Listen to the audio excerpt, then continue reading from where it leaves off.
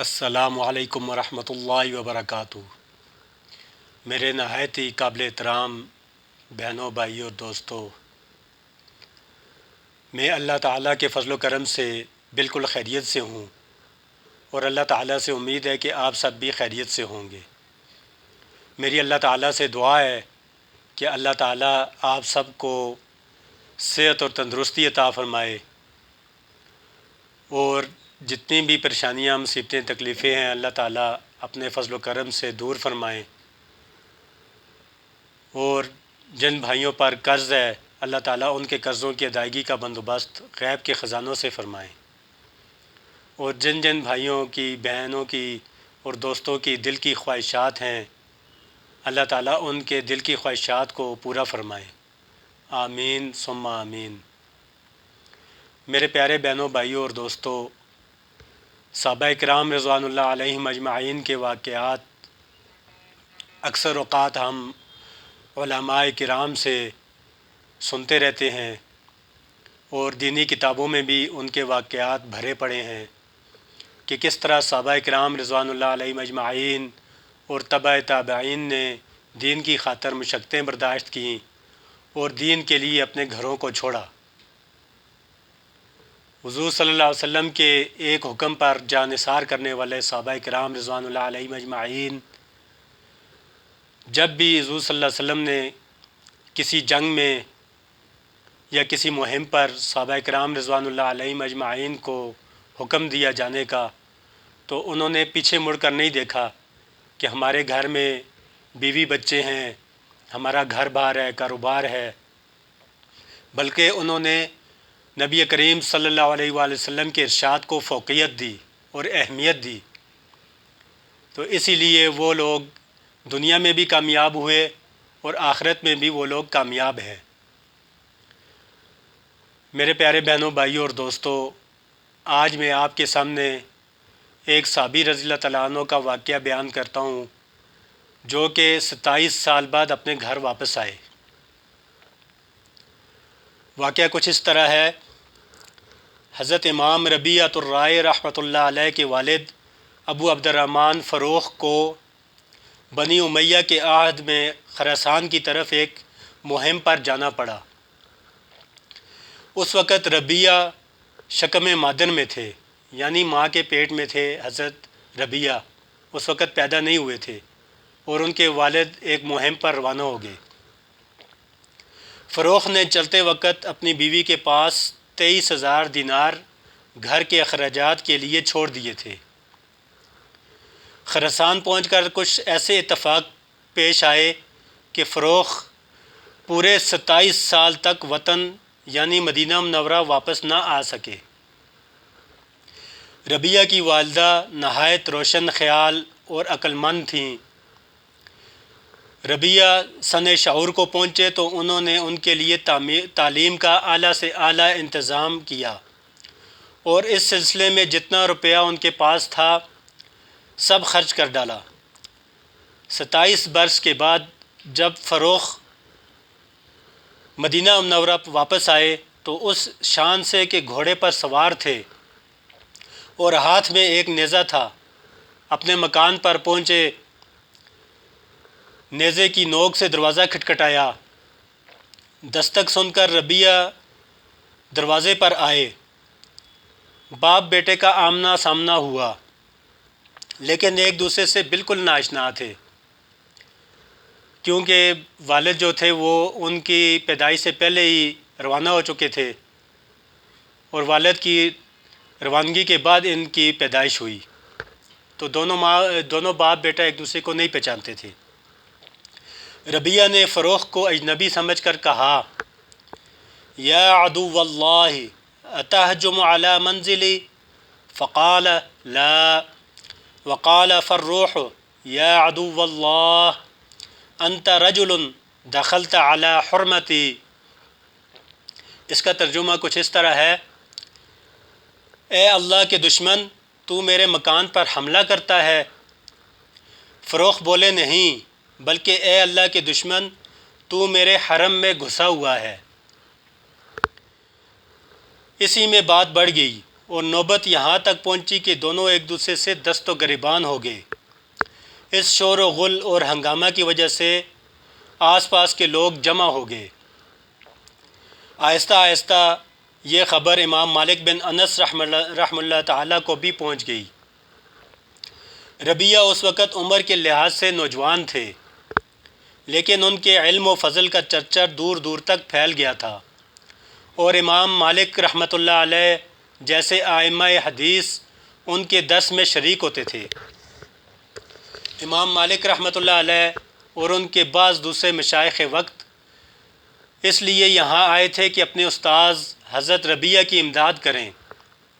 امام مالک رحمۃ اللہ علیہ جس وقت یہاں پہنچے تو ربیہ اس وقت فروخ سے یعنی اپنے والد سے کہہ رہے تھے، خدا کی قسم میں تم کو بادشاہ کے پاس لے جائے بغیر نہیں مانوں گا۔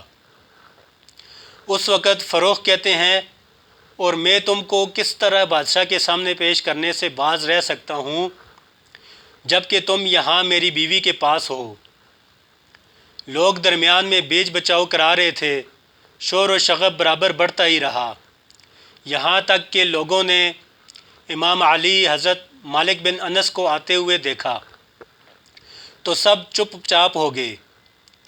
امام مالک رحمۃ اللہ علیہ نے آتے ہی فروخ سے مخاطب ہو کر فرمایا، بڑے میاں آپ کسی دوسرے گھر میں قیام کر لیجئے۔ فروخ بولے، یہ تو میرا ہی گھر ہے، میرا نام فروخ ہے اور میں فلاں کا غلام ہوں۔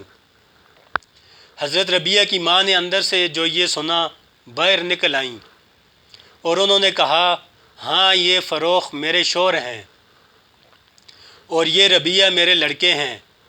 فروخ جب خراسان کی مہم پر جا رہے تھے، ربیہ میرے شکم میں تھے۔ اس حقیقت کے کھل جانے پر باپ بیٹے دونوں نے معانقہ کیا اور خوب مل کر روئے، اور فروخ گھر میں داخل ہوئے اور بیوی سے ربیہ کی طرف اشارہ کر کے پوچھا، یہ میرا لڑکا ہے؟ وہ بولی، ہاں۔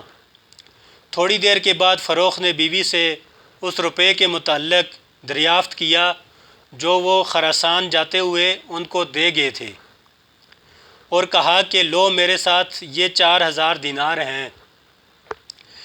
یہاں یہ سب روپیہ حضرت ربیہ رحمۃ اللہ علیہ کی تعلیم پر خرچ ہو چکا تھا۔ بیوی بولی، میں نے وہ مال دفن کر دیا ہے، چند روز میں نکال دوں گی، ابھی ایسی جلدی کیا ہے؟ معمول کے مطابق حضرت ربیہ رحمۃ اللہ علیہ وقت پر مسجد میں تشریف لے گئے اور درس شروع کر دیا۔ حضرت امام مالک، حسن بن زید رحمہ اللہ تعالی، ابن علی اور دوسرے اعیان مدینہ شریک تھے۔ ربیہ کی والدہ نے درس کا وقت پہچان کر فروخ سے کہا کہ جاؤ نماز مسجد نبوی میں پڑھنا۔ اب فروخ یہاں آئے، نماز پڑھی، پھر انہوں نے دیکھا کہ درس حدیث کا ایک زبردست حلقہ قائم ہے۔ ان کو سننے کا شوق ہوا، حلقہ کے قریب چلے آئے۔ لوگوں نے ان کو دیکھ کر راستہ دینا شروع کیا۔ حضرت ربیہ رحمۃ اللہ علیہ نے درس میں خلل پڑنے کے خیال سے سر جھکا لیا اور ایسے ہو گئے کہ گویا انہوں نے دیکھا ہی نہیں۔ فروخ اس حالت میں ان کو شناخت نہ کر سکے۔ لوگوں سے پوچھا، من ھذا الرجل؟ فقالوا له ھذا ربیعۃ بن ابی عبد الرحمن۔ اس کا ترجمہ یہ ہے، یہ کون ہیں؟ لوگوں نے ان کو جواب دیا کہ یہ ربیعہ بن ابی عبد الرحمن ہیں۔ ابو عبد الرحمن فروخ فرط مسرت سے بےتاب ہو گئے اور کہنے لگے، اللہ تعالیٰ نے میرے بیٹے کا مرتبہ بلند کیا ہے۔ گھر واپس آئے تو بیوی سے بولے، میں نے آج تمہارے بیٹے کو ایسی شان میں دیکھا ہے کہ کسی صاحب علم و فقہ کو نہیں دیکھا۔ اب حضرت ربیہ رحمۃ اللہ علیہ کی والدہ نے کہا، آپ کو کیا چیز زیادہ پسند ہے؟ وہ 23,000 دینار یا یہ جاؤ منزلت علمی۔ فروخ بولے اللہ تعالیٰ کی قسم یہ وجاہت زیادہ محبوب ہے۔ کہنے لگیں میں نے وہ سب روپیہ اس پر صرف کر دیا ہے۔ فروخ نے کہا تم نے وہ روپیہ صحیح مصرف میں صحیح جگہ میں خرچ کیا ہے۔ تو میرے پیارے بہنوں بھائیوں اور دوستوں، یہ تھی ہمارے اسلاف کی کہانیاں، واقعات کہ انہوں نے کس طرح اپنے گھر بار کو چھوڑا اور اپنے اولاد کو، اپنے گھر کو اللہ کے حوالے کیا، اور جب بیوی کے پاس کچھ رقم خرچ کے لیے چھوڑ کے چلے گئے تو جب واپس آئے تو بیوی سے اس رقم کے بارے میں دریافت کیا تو پہلے تو بیوی نے ان کو کہا کہ وہ رقم میں نے دفن کر دی ہے، لیکن جب انہوں نے اپنی آنکھوں سے اپنے بیٹے کو اس مجلس میں درس دیتے ہوئے دیکھا کہ جس میں بڑے بڑے امام مالک رحمۃ اللہ علیہ اور اسی طرح بڑے بڑے علماء کرام ان کے درس میں شریک ہوئے تھے، تو جب انہوں نے دیکھا کہ میرے بیٹے کے درس میں اتنے بڑے بڑے علماء موجود ہیں تو وہ بڑے خوش ہوئے۔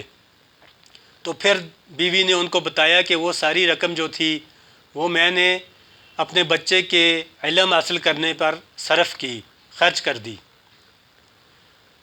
تو وہ پھر جو فروخ رحمۃ اللہ علیہ تھے وہ اس سے بہت خوش ہوئے اور انہوں نے اپنی بیوی کو کہا کہ آپ نے اس رقم کو ضائع نہیں کیا بلکہ آپ نے بہت اچھی جگہ پر اس کو خرچ کیا ہے۔ تو میرے پیارے بہنوں بھائیوں اور دوستوں، ہمیں بھی ان واقعات سے سبق لینا چاہیے اور کوشش کرنی چاہیے کہ اپنی اولاد کو دین کی تعلیم بھی، دنیا کی تعلیم کے ساتھ ساتھ دینی تعلیم بھی ان کو دیں، تاکہ وہ جو دین کے معاملات ہیں ان کو سمجھیں اور اپنی زندگی کو دین کے مطابق گزارنے کی کوشش کریں۔ اللہ تعالی ہمیں اس کا اجر دنیا میں بھی دیں گے اور آخرت میں بھی اس کا اجر ملے گا۔ تو میری اللہ تعالیٰ سے دعا ہے کہ اللہ تعالیٰ ہمیں ان واقعات پر صحابہ کرام رضوان اللہ علیہم اجمعین، تبع تابعین کی زندگی کے مطابق زندگی گزارنے کی توفیق عطا فرمائیں اور ان پر عمل کرنے کی توفیق عطا فرمائیں۔ آخر میں میری آپ سب سے گزارش ہے کہ اگر آپ کو یہ واقعات پسند آتے ہوں تو ان کو لائک اور شیئر کر دیا کریں اور ساتھ ہی سبسکرائب کے بٹن کو بھی دبا دیا کریں اور کامنٹس میں بھی اپنے کامنٹس سے آگاہ کر دیا کریں۔